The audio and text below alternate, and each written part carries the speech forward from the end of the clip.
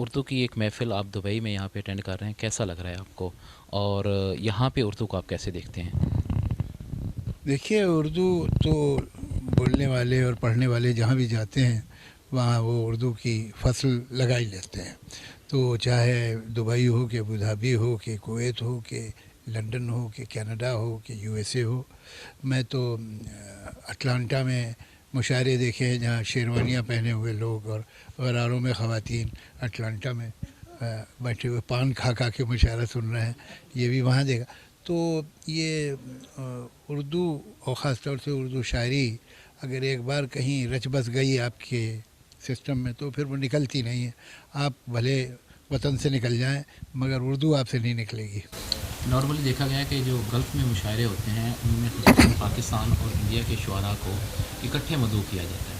इस चीज़ को आप कैसे देखते हैं? ये तो हिंदुस्तान में भी जो मुशायरा इसका शंकरशाद मुशायरा जो डीसीएम का मुशायरा होता था और होता है उसमें भी हमेशा कुछ बहुत मुमताज़ शुरा पाकिस्तान के हमेशा शिरकत करते हैं। तो इंडो पाक मुशायरा ही होता है, वो दिल्ली में होता है।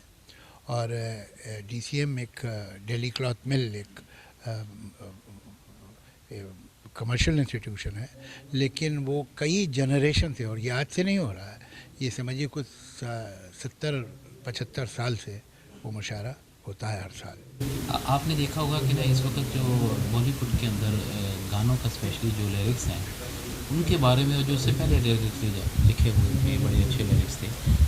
आप क्या देखते हैं आजकल के लिरिक्स को? आजकल के जो लिरिक्स हैं उन्होंने कुछ एक मेरे ख़्याल से एक धचका खाया है और जो मेयार पहले था वो अब ज़रा कम दिखाई दे। ऐसा नहीं है कि अच्छा काम हो ही नहीं रहा है, ये बात भी गलत होगी, लेकिन ये कि जितना ज़्यादा अच्छा काम होता था वो कुछ कम हो गया है। गाने अभी भी साल में 2 4 5 6 वैसे मिलते हैं जो अच्छे लगते हैं, लेकिन पहले इनकी तादाद बहुत ज़्यादा होती थी। लेकिन मैं समझता हूँ कि वो जो अंग्रेज़ी में कहते हैं दिस टू शैल पास। अब ये एक ट्रेंड है कि जहाँ म्यूज़िक इतनी अहम हो गई है कि जो बोल है वो सुनाई ही नहीं देते। तो बड़ी मुश्किल से जब सुन पाइए तो फिर लगता है कि काश न सुने होते तो बेहतर था। लेकिन ये भी गुजर जाएगा, ये तो फैशन है, तरह तरह के आते हैं चले जाते हैं। एक कसीर तादाद है जो कि आप लोगों के मद्दाह हैं पाकिस्तान में, उनको आप क्या मैसेज देना चाहते हैं? मैं बहुत उनका शुक्रगुज़ार हूँ कि वो मद्दा में हैं, और इसलिए कि पाकिस्तान में ख़ुद इतने अच्छे अच्छे शायर इतने अच्छे लिखने वाले हैं, उसके बावजूद भी अगर वो सरहद के पार भी देख के लोगों को अपनी मोहब्बत से नवाजते हैं तो बहुत बहुत शुक्रिया। और मैं यही कहूँगा कि शायरी जो है वो तो मोहब्बत की ज़बान है, तो अगर आप शायरी से मोहब्बत करते हैं तो फिर मोहब्बत करना सीख लीजिए।